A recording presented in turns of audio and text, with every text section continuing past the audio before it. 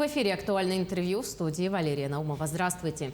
За первое полугодие 2022 года в отношении детей совершено более 400 преступлений. При этом каждое пятое преступление совершено против половой неприкосновенности.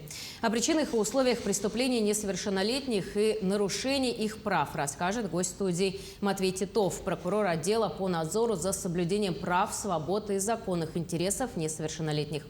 Матвей Андреевич, здравствуйте. Здравствуйте. Ну, вначале хотелось бы спросить, сколько преступлений совершается ежегодно в отношении детей? Если мы берем статистику, то в 2021 году в отношении детей было совершено более 900 преступлений. За первое полугодие этого года их, как вы уже сказали, более 400 преступлений. При этом, если в 2021 году каждое третье преступление – это было преступление против половой свободы, половой неприкосновенности несовершеннолетних, то за первое полугодие этого года это каждое четвертое преступление. Ну и дополнение к вашим словам хотел сказать также, что дети – это наиболее уязвимая часть общества. И, к сожалению, преступления в отношении детей все-таки они имеют место быть и совершаются ежегодно, постоянно.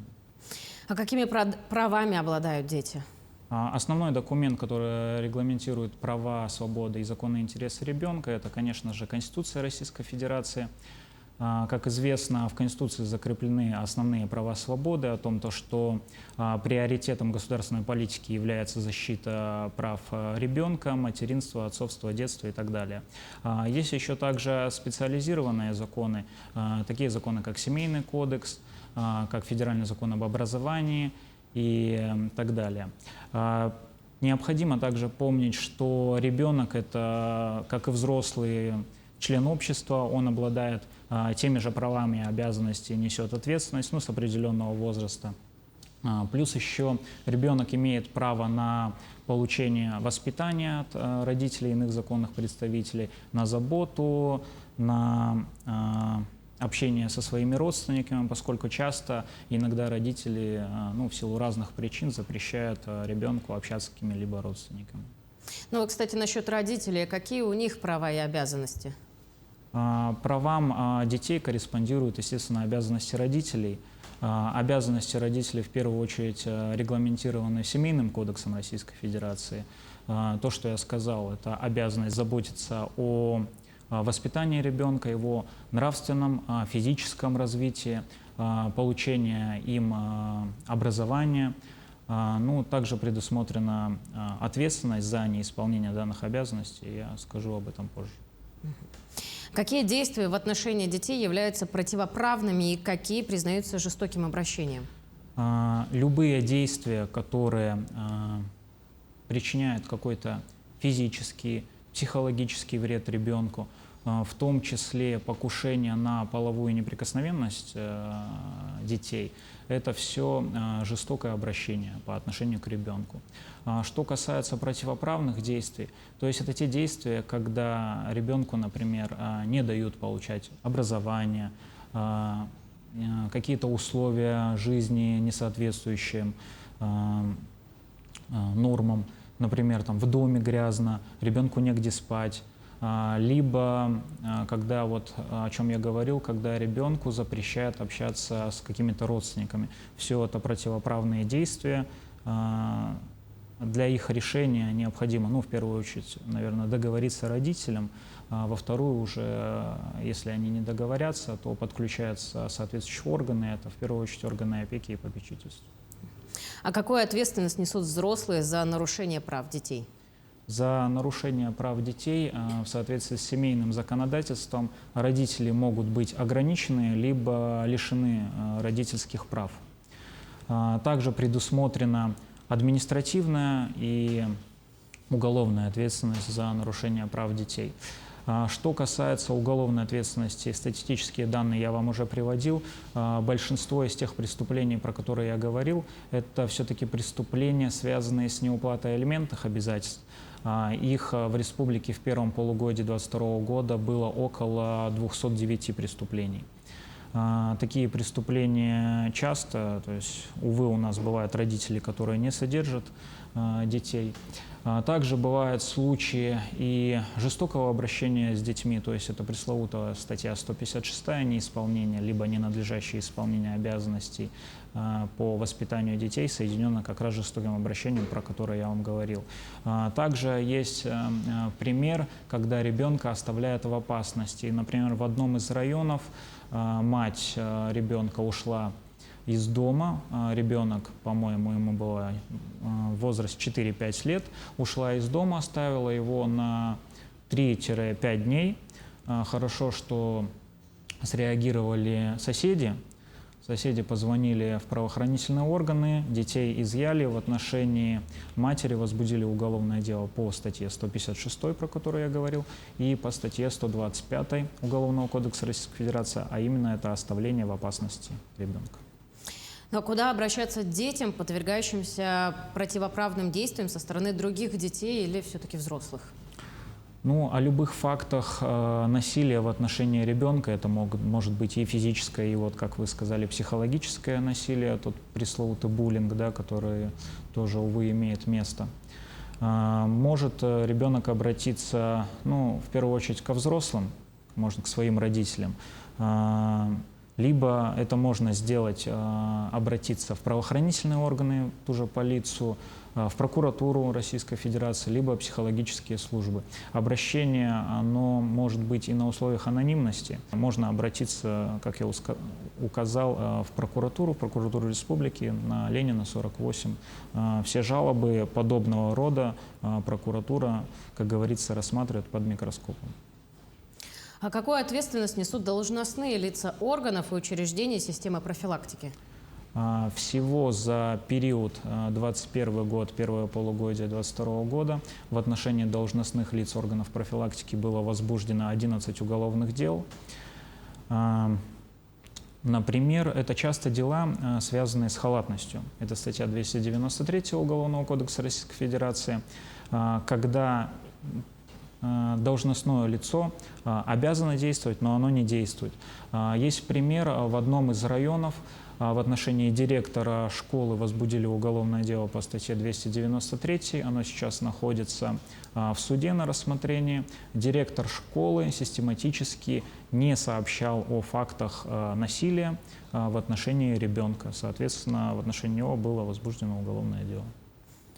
А что грозит этому директору? Наказание по статье 293 предусмотрено в виде лишения свободы до 2 лет. А вот, допустим, безразличие соседей может как-то для них обернуться с какой-нибудь статьей?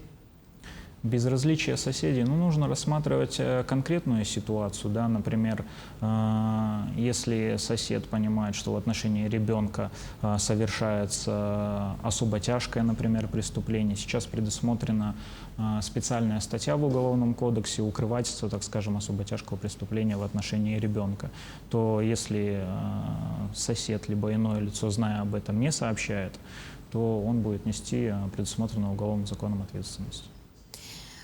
А в статистике часто ли указываются такие моменты, когда обращаются взрослые люди, просто посторонние? Например, недавно был случай, когда просто прохожие заметили детей, стоящих на подоконнике многоэтажного дома. Да, такие случаи бывают. По каждому случаю как раз и правоохранительные органы, и прокуратура, они мониторят сеть интернет, по большей части это же в сети интернет такие сообщения всплывают, в том числе и в социальных сетях ВКонтакте. То есть это каждый день периодически мониторится, указанные факты берутся на контроль, в том числе и прокуратуры республики, и по ним, естественно, всегда проводится проверка при наличии оснований, и должностные лица, и родители привлекаются к предусмотренной законом ответственности. Но это по большей части административная ответственность, то, что вы говорите про детей, которые стояли на подоконнике, это же, естественно, ответственность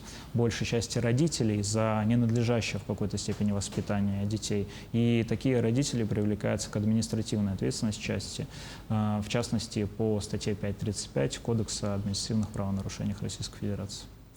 А вот для профилактики на что могут обратить, например, те же самые соседи? Все мы живем в многоквартирных домах, и, возможно, есть какие-то звоночки, на которые стоит обратить внимание каждому. И при обращении внимания, куда стоит потом обращаться? Это отдел полиции? Какой-то телефон? Если есть какие-либо данные, либо информация, свидетельствующая о том, что в какой-то квартире, либо соседи, да, ненадлежащим образом воспитывают ребенка, либо в отношении ребенка осуществляется какая-то противоправная деятельность, то такие лица, да и любой человек, я думаю, не только у него есть возможность, но он и должен обратиться в соответствующие правоохранительные органы, сообщить об этом, и будет организована и проведена соответствующая проверка, по результатам которой будет принято в том числе и процессуальное решение, либо будут внесены какие-то меры прокурорского реагирования, если будет на то основание. А что насчет детей, растущих в неблагополучных семьях? Кто ведет мониторинг за ними, ходит с проверками? Дети, которые воспитываются в неблагополучных семьях, в первую очередь их ставят на учет в органах социальной защиты, в органах системы профилактики. Туда, в эти семьи, выходят специалисты органов опеки и попечительства. При необходимости туда выезжают сотрудники подразделений по делам несовершеннолетних полиции, которые мониторят ситуацию, как эти дети воспитываются, что конкретно у этих детей есть дома, есть ли у них место для того, чтобы они там могли спать, обучаться, кушать и так далее. То есть здесь инспектируются условия жизни ребенка. При наличии оснований этот ребенок может быть изъят из семьи, помещен в социально-реабилитационный центр на время, либо в отношении родителей может быть инициирован вопрос о лишении либо ограничении родительских прав. Там, соответственно, уже запускается немножко другая процедура, когда ребенок помещается в соответствующий центр, и с ним работают уже в том числе и специалисты и психологи. Как мы уже уточнили, что большинство преступлений относятся к половой неприкосновенности детей. Как вы считаете, в чем причины вообще данных преступлений и как можно их предотвратить? Причины данных преступлений по большей части из той категории преступлений, которую я вам сказал, против половой неприкосновенности, это особо тяжкие преступления. То есть это преступления в отношении именно малолетних. И в силу возраста они не понимают характер и действия, которые с ними совершаются. При сексуальных домогательствах в отношении таких детей, при развратных действиях, данные действия квалифицируются по статье 132 Уголовного кодекса, это часть 4. Наказание за данный вид преступления предусмотрено от 12 до 20 лет лишения свободы. То есть это особо тяжкая статья. Одной из причин, по-разному, нельзя назвать какую-то в массе вот этих преступлений одну основную причину. В первую очередь, наверное, это бдительность родителей должна быть, что ребенку все равно необходимо где-то что-то разъяснять, в том числе какое-то давать ему половое воспитание, поскольку родители, некоторые, не все, конечно, они думают, что об этом должны говорить только в школах. Однако об этом нужно говорить и в том числе в кругу семьи, о том, какие действия в отношении ребенка неприменимы, о том, что ребенок должен сообщать о каждых таких действиях родителям, поскольку вот те самые половые преступления, они по большей части несут длительный характер. То есть, когда в отношении ребенка было совершено одно преступление, он побоялся, он не понимает, что с ним сделали, в отношении него продолжает совершаться, и он после достижения какого-то возраста, уже более-менее сознательного, начинает об этом говорить, и то есть это уже постфактум возбуждается уголовное дело. Хотя можно было предотвратить это, если бы он сразу об этом рассказал своим родителям в том числе. И, наверное, основные правила, так скажем, безопасности детей, которые могут научить родители ребенка, это правило так называемых 4 «не», то есть ребенок должен не разговаривать с незнакомыми людьми, не тем более пускать их к себе домой, не при возможности не ездить с ними в лифте, то есть лучше ездить одному, не садиться к незнакомому в машину и не гулять одному по улице, в том числе особенно при наступлении темноты какой-то, то есть после в основном учебы в школе, то есть нужно сразу уходить домой, ну, либо с сопровождением взрослым, если кто-то хочет прогуляться, но одному не рекомендуется оставаться, тем более в ночное время, поскольку известны случаи, когда в ночное время в отношении детей совершались преступления, в том числе и против половой неприкосновенности. Матвей Андреевич, спасибо вам большое, что пришли. Уверена, как минимум вот это вот заключительное правило 4 «не» будет полезно для всех наших телезрителей. Спасибо вам большое. Спасибо. Ну а я напомню, что вы смотрели актуальное интервью. Всего доброго.